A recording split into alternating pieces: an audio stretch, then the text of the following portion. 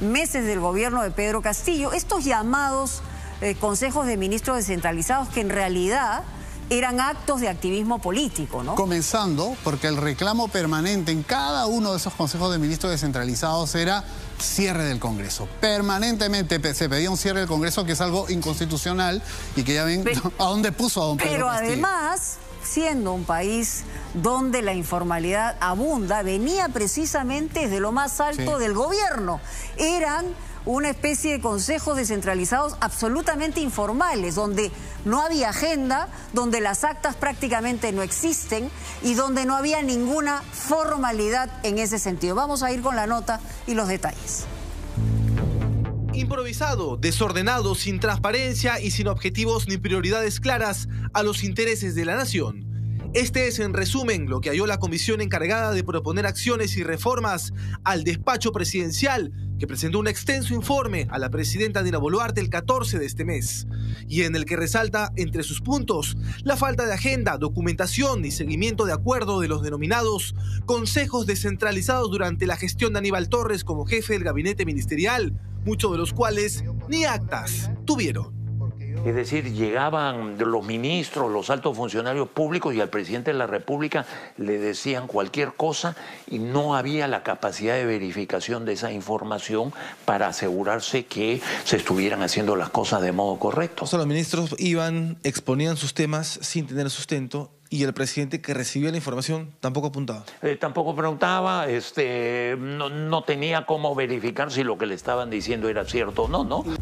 Óscar Chiapa es el titular de esta comisión que trabajó por 30 días el informe a pedido de la mandataria. El documento de 27 páginas al que tuvo acceso Latina reveló el estilo improvisado con el que se manejaba la agenda del expresidente Pedro Castillo, así como también la designación de asesores y ministros en los que carecieron los criterios de idoneidad, experiencia que respondieron básicamente al pago de favores, y en los que ni siquiera se consideraron mecanismos de selección en la verificación de antecedentes penales y éticos. Chiapa, por ejemplo, nos dijo que incluso hubieron quienes pagaron para reunirse con Castillo en su despacho. ¿Cómo encontró el despacho presidencial? ¿Desordenado? Mire, totalmente desordenado, con una profunda descoordinación, sin un claro sentido de prioridades estratégicas. Se recibía a quien tenía contactos o pagaba para que le den una entrevista con el presidente. Un dato no menor es la ineficiencia de la gestión pública durante los más de 17 meses que duró el mandato de Pedro Castillo. El año pasado, de acuerdo a estadísticas oficiales, las diversas entidades públicas han devuelto al Tesoro Público más de 50.000 millones de soles que no lograron ejecutar. Eso es absolutamente imperdonable.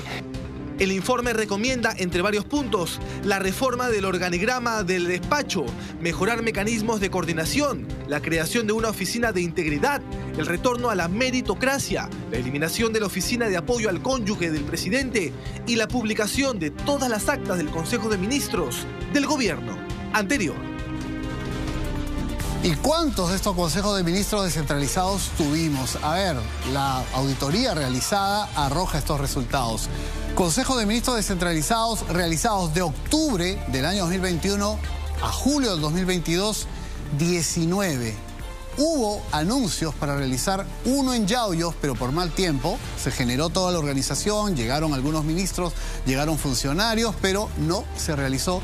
Y hubo uno que se anunció, Mónica, en San Juan del Lurigancho, que iba a ser especial para este sector de Lima y tampoco tuvo lugar. Pero todos recordamos lo que se debatía acá. Estamos hablando de 9 meses, nada más. Hicieron 19 de estos consejos de ministros descentralizados, donde básicamente lo que desarrollaban eran arengas políticas. Y ahí veíamos una presencia muy activa, no solamente de Pedro Castillo, sino de Aníbal Torres. Que ahora no sabe nada. Era el gran organizador de estos llamados consejos de ministros. Y hay que recordar una cosa que es importante.